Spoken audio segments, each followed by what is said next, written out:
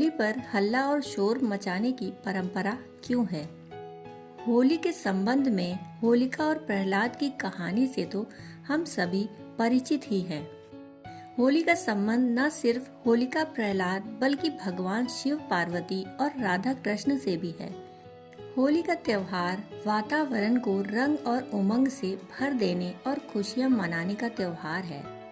इसका पौराणिक महत्व भी है। होली मनाने के पीछे कई प्रकार की मान्यताएं भी हैं।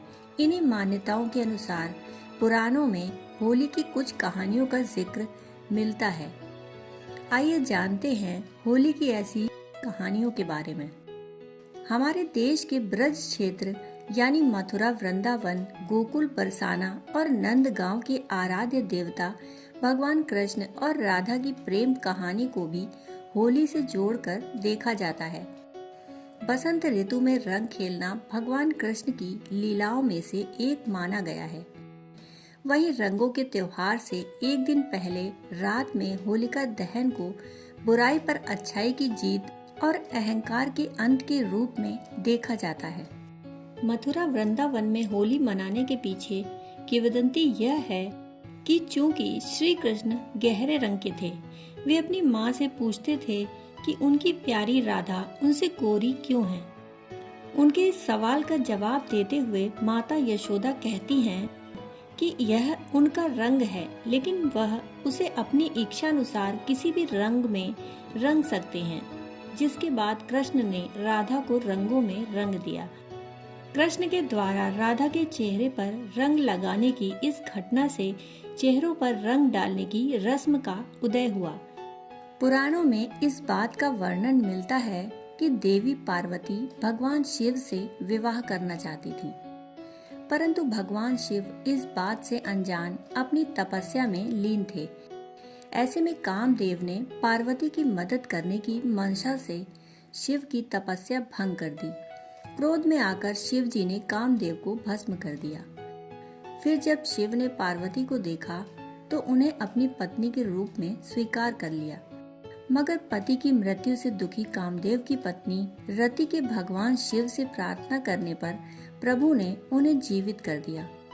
तभी से रंगों का त्योहार मनाया जाने लगा। भगवान कृष्ण के संबंध में एक कथा है। माता देवकी की कोख से भगवान कृष्ण के जन्म लेने के बाद आकाशवाणी हुई थी कि कंस का अंत कृष्ण के हाथों ही होगा। उसके बाद से कंस कृष्ण को मरवाने के लिए हर वक्त कोई न कोई चाल ही चलता रहता था। इसी क्रम में उसने राक्षसी पूतना से मदद मांगी।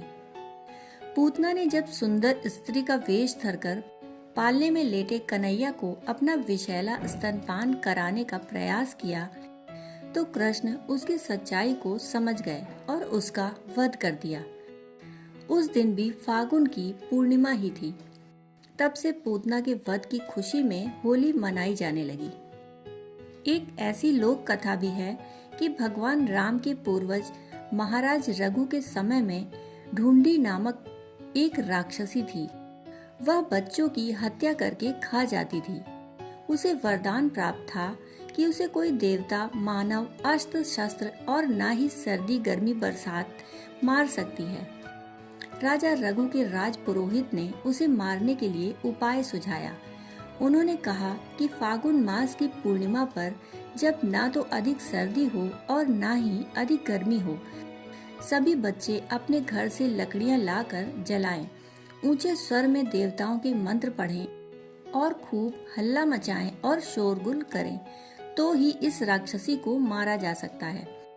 बच्चों ने ऐसा ही किया और हल्ला गुल्ला सुनकर जब राक्षसी वहां पहुंची तो बच्चों ने उस पर धूल कीचड़ उछालकर और गंदगी फेंककर उसे नगर से बाहर खदेड़ दिया। इस प्रकार उसका अंत हुआ और तभी से होली पर हल्ला मचाने की परंपरा शुरू हो गई। पुराणों के अनुसार प्राचीन समय में हिरण्यकश्यप नामक एक असुर था जो भगवान विष्णु का कट्टर दुश्मन माना जाता था, परंतु उसका स्वयं का पुत्र प्रहलाद विष्णु जी का सबसे बड़ा भक्त था। उसकी भक्ति को देखकर हिरण्यकश्यप बहुत कुपित रहा करता था। वह चाहता था कि प्रहलाद उसकी शक्ति को माने और विष्णु की पूजा ना करके उसकी पूजा करे। परंतु प्रहलाद ने ऐसा करने से मना कर दिया। तब हिरण्यकश्यप ने उसे नाना प्रकार से मार डालने की योजनाएं बनाई। श्री विष्णु कृपा से प्रहलाद हर बार बच जाता। तब हिरण्यकश्यप के क्रोध का अंत न रहा।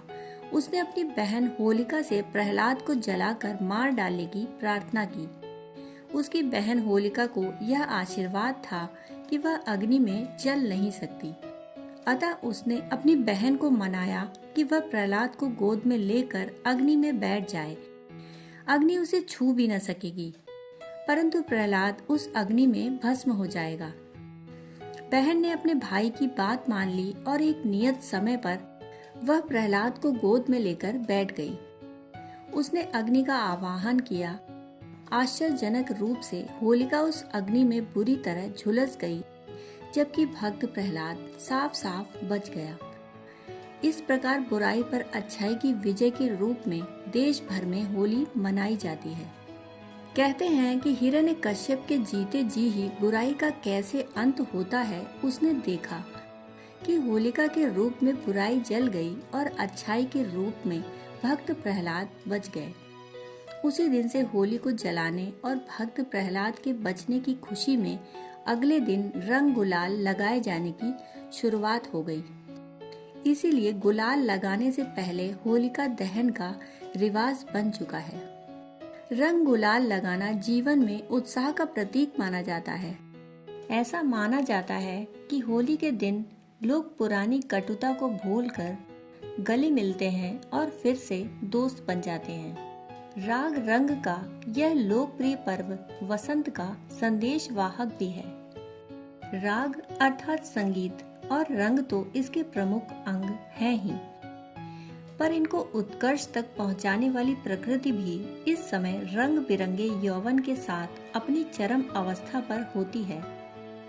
फागुन माह में मनाए जाने के कारण इसे फाल्गुनी भी कहते हैं। वसंत पंचमी से ही इसका आरंभ हो जाता है।